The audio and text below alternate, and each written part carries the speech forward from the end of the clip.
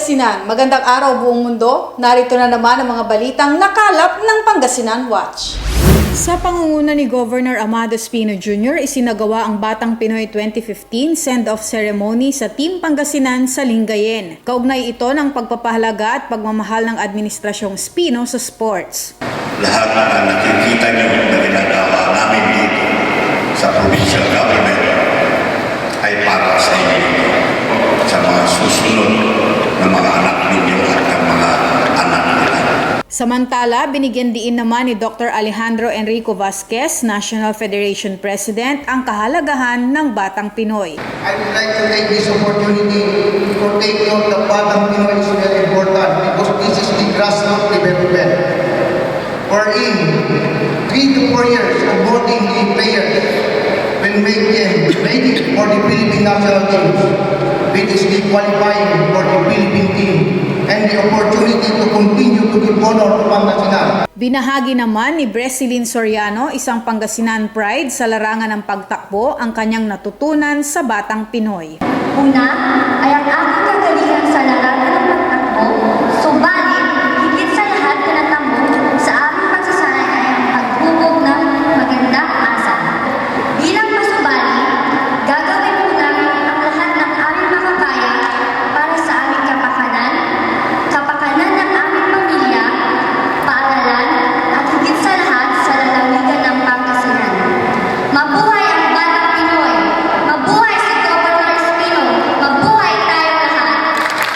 Bago tuluyang tumulak papuntang Malolos, Bulacan ang Team Pangasinan, isang makabuluhang pabaon ang iniwan ng ama ng lalawigan. Sana hindi lang nag-practice kayo dito, kundi i-enjoy nyo ang pag-stay dito sa inyong facility ng ating Kapitolyo, ng ating lalawigan, to all the parents na karito, sa inyong mga coaches, mga assistant coaches, ang lahat ng tumulong sa mga batang to para mag-ensayo sila. Maraming salamat sa inyo. Again, the best of luck to all of you. Pagputihin nyo lahat and we are in full support to all of you guys. Pansamantalang iniwan ni Loreto Sagud ang kanyang trabaho bilang janitor sa isang paaralan sa Anda, Pangasinan upang tanggapin ang kanyang diploma sa high school. Isa lamang si Loreto sa mga nagsipagtapos sa Alternative Learning System ng DepEd Pangasinan 1. Mga anak ko na pag-graduate yung tatlo.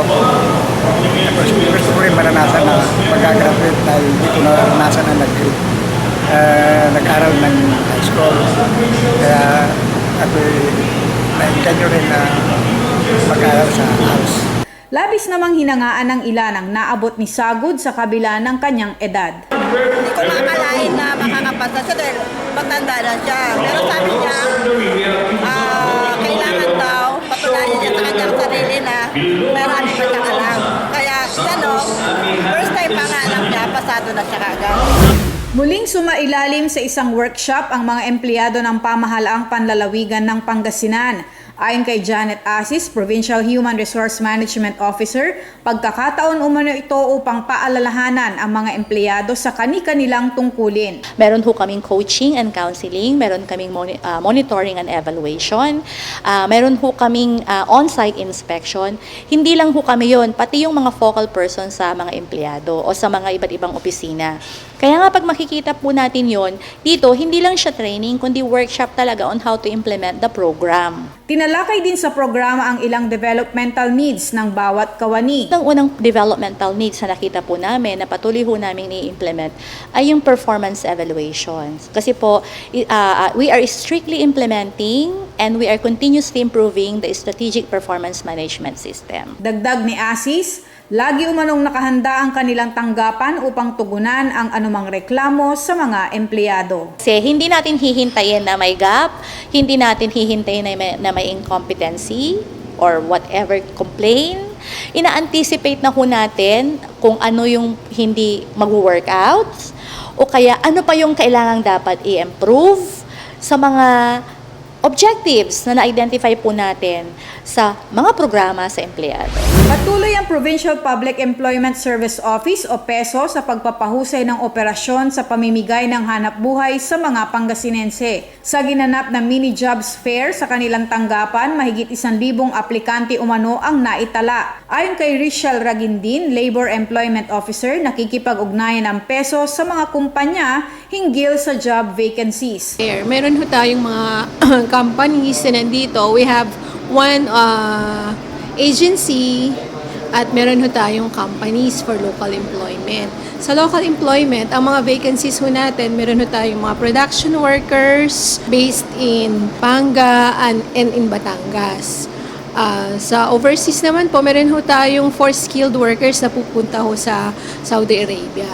Samantala, pinaalalahanan ng tanggapan ang mga aplikante na tiyaking kumpleto ang mga detalye sa kanilang dokumento. Dagdag ni Ragindin, nakahanda rin umanong tumulong ang pamahalaang panlalawigan sa kanilang pangangailangan. Sa local employment, ang ginagawa natin, hinahatid natin kung may available na bus, hinahatid natin doon sa place of work nila. Halimbawa sa Batangas, kung ilan sila, hinahatid natin minsan na para hindi na sila mahirapan na paisa-isa na pumupunta doon sa companies mismo.